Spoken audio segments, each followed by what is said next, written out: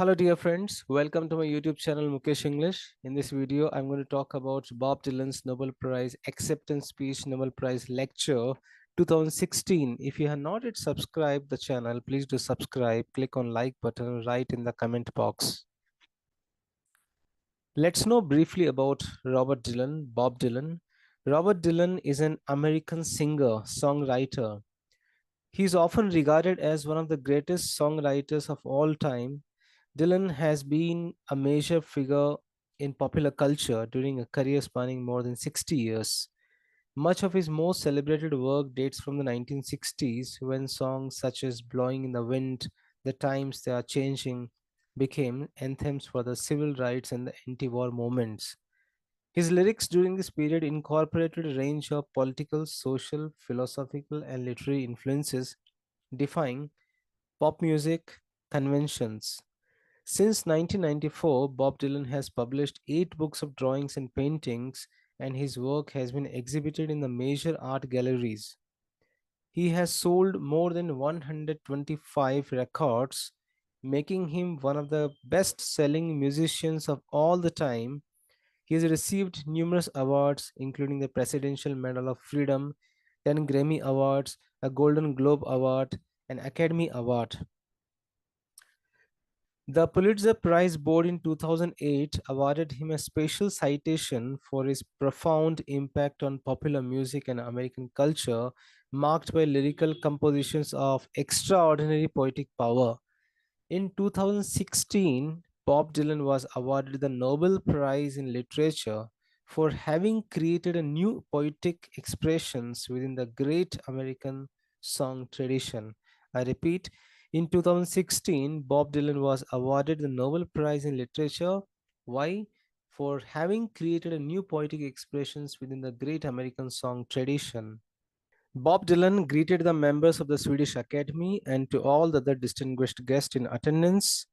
He mentions that he has been familiar with and reading and absorbing the works of those who were deemed worthy of such a distinction: Kipling, Shaw, Thomas Mann, Pearl Buck, Albert Camus, Hemingway. These giants of literature, whose works are taught in the schoolroom, housed in libraries around the world, and spoken of in reverent tones, have always made a deep impression on Bob Dylan. Bob Dylan further comments that anyone who writes a book or a poem or play anywhere in the world will have a secret dream of such noble honor in their life. Bob Dylan says that he was out on the road when he received this surprising news, and it took for him more than a few minutes to properly process it.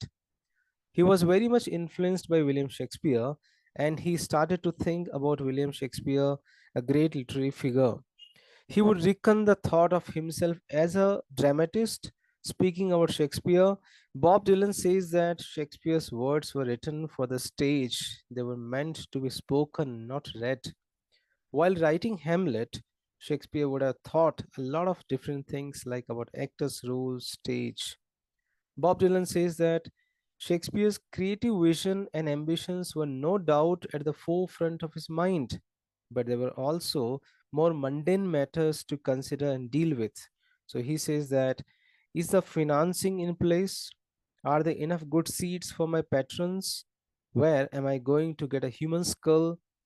Bob Dylan would bet that the farthest thing from William Shakespeare's mind was the question, is this the literature? When Bob Dylan started writing songs as a teenager, and even as he started to achieve some prizes for his abilities, his aspirations for these songs only went so far.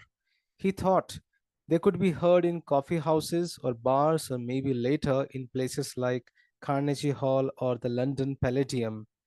He further says that if he was really dreaming big, maybe he could imagine getting to make a record and then hearing his songs on the radio. That was really the big prize in his mind. Bob Dylan remarks that making records and hearing your songs on the radio meant that you were reaching a big audience and that you might get to keep doing what you had set out to do. So, the big prize in Bob Dylan's mind was that his songs should be listened over the radio and should reach to the big audience. Bob Dylan says that he had made dozens of records and played thousands of concerts all around the world. But it was his songs that were the vital center of almost everything he did. They seem to have found a place in the lives of many people throughout many different cultures, and he's grateful for that. Bob Dylan further remarks that he had played for 50,000 people as well as for 50 people, but he found it difficult to perform for 50 people rather than 50,000 because the large number of audience has singular persona. Each person has an individual, separate identity, a world unto themselves. They can pursue things more clearly. He further mentions your honesty and how it relates to the depth of your talent is tried. The fact that the Nobel Committee is so small is not lost on me. Bob Dylan, comparing himself with William Shakespeare, remarks that he is also often occupied with the pursuit of his creative endeavors and dealing with all aspects of the life's mundane matters. He questions to himself, who are the best musicians for these songs? Am I recording in the right studio? Is this song in the right key? Some things never change, even in 400 years. Later, he says that he has never asked himself, are my songs literature? And finally, Bob Dylan thanks the Swedish Academy both for taking the time to consider that very question and ultimately for providing such a wonderful answer. Dear friends, thank you so much for watching this video. You can reach me at mukeshenglish@gmail.com.